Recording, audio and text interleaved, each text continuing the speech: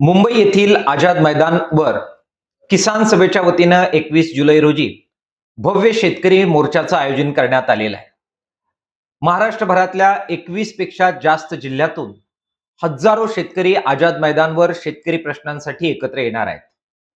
कर्जमाफीमध्ये काही अटी शर्ती लढ्यामुळे काढून टाकण्यास येत आलं असलं तरी सुद्धा नियमित कर्जदारांमध्ये आपण नियमित कर्ज भरलं म्हणजे चूक केली का अशी भावना निर्माण झालेली आहे.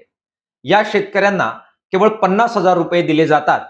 किमान 2 लाखापर्यंत त्या सर्व शेतकऱ्यांना दिलासा द्यावा ही मागणी घेऊन हा मोर्चा आम्ही काढतो आहोत.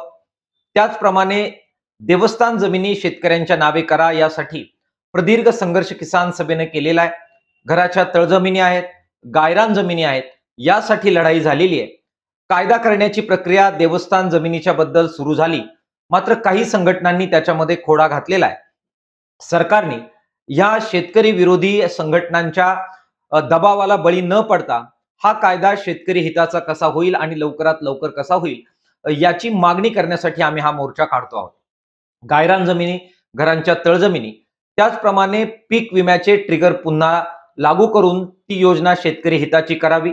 त्याचप्रमाणे पेसा कर्मचाऱ्यांना काढून टाकण्याची मोहीम राज्य सरकार केंद्र सरकारच्या वतीनं सुरू आहे, ती बंद करून पेसा ग्रामपंचायती आणि पेसा कर्मचारी यांना अधिक ताकद द्यावी यासारख्या मागण्यांसाठी हा मोर्चा होतोय. शेतकऱ्यांनी मोठ्या संख्येने या मोर्चामध्ये सहभागी व्हावं असं आवाहन किसान सभेच्या वतीनं आम्ही करतो आहोत.